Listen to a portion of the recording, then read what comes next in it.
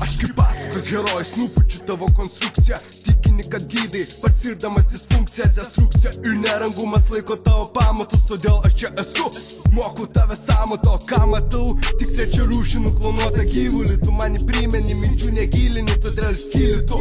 Ir tavo repas be balanso, žadinu tave, kviečiu prabusti iš transo. Trys vilkai pareina, neški iš gyrios jie bus rūki. Juos priauginau, kad išnaikinčiau tavo rūšį. Klausos tu neturi ir tavo raimai neįgalus. Tavo vieta atvartė tarp mėsos su chemikalais. Trys vilkai pareina, neški iš gyrios jie bus rūki. Rožinius rūkelius tavo požemį išrūkėm.